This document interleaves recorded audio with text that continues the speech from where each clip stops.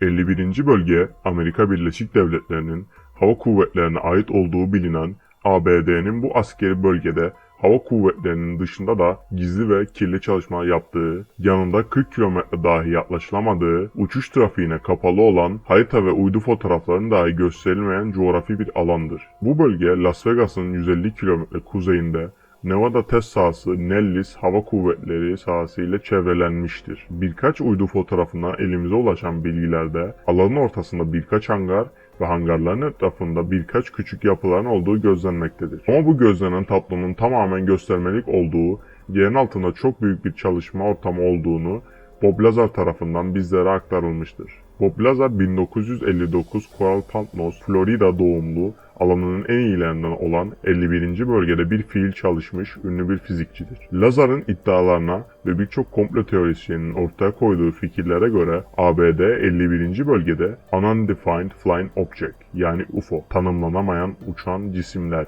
Bu alanlar içerisinde teknoloji transferi yaptığı ve evrendeki farklı yaşam formlarıyla temas kurduğu yönündedir. 51. bölgede birçok zaman geçirmiş olan Lazar'ın bu alandaki görevi tersine mühendisliktir. Tersine mühendislik, teknolojinin yaratılması değil de var olan bir teknolojinin kopyalanması veya çalışma şeklinin çözülmesidir. Gizlilik için birçok sözleşme ve anlaşma yaptıktan sonra göreve başlayan Lazar, burada geçirdiği zamanda gördüğü disk şeklindeki hava araçlarının ilk olarak kendi düşüncesine göre ABD'nin ürettiği casus ve savaş uçağı kanısına varır. İncelemeleri ilerledikçe bu araçların dünyada olmayan bir teknolojiyle tasarlandığını kavrar. Onun görevi de bu teknoloji harikası araçların nasıl çalıştığını çözmek ve aynısından bir kopya üretebilmektir. Kısmen çalışma mantığını kavradığı bu araçların yakıt farklılıkları olduğunda gözlemler. Dünyada var olmayan bir element ile çalışan bu araçların farklılıkları sadece çalışma yakıtıyla değil, İncelediği araçların içinde tuhaf varlıkları da göz ardı edemez. Araç kullanılan pilotların oturduğu koltuklara bakan Lazar, normal bir insanın sığamayacağı kadar küçük yapıda olduğunu tespit eder. Muhtemelen bu araçları bir insan değil de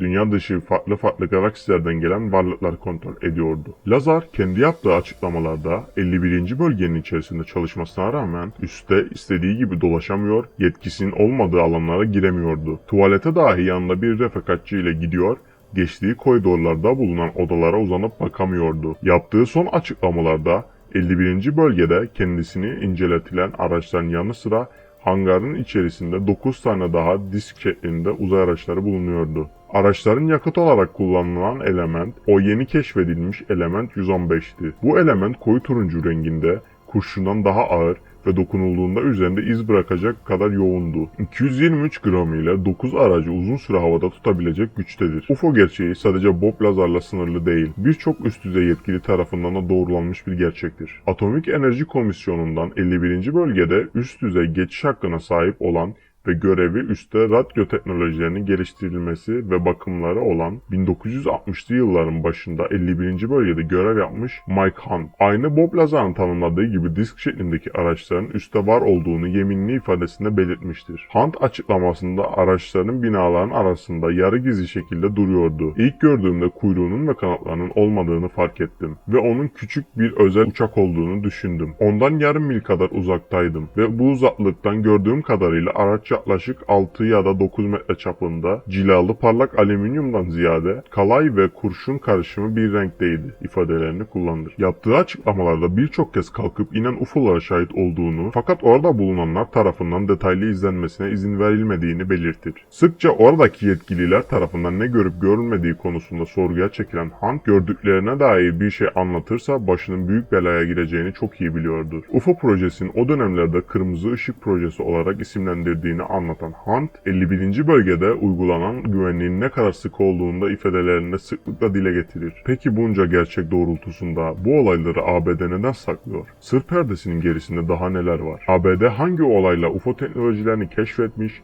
ve nasıl bu teknolojik konularda ilerlemektedir? Dünyada bir fiil uzaylıyla temas var mıdır? Tüm soruların cevabı diğer videolarımızda sizlere sunulacaktır. Kanala abone olup video hakkındaki görüşlerinizi yorum kısmında belirtmeyi unutmayınız. İzlediğiniz için teşekkürler.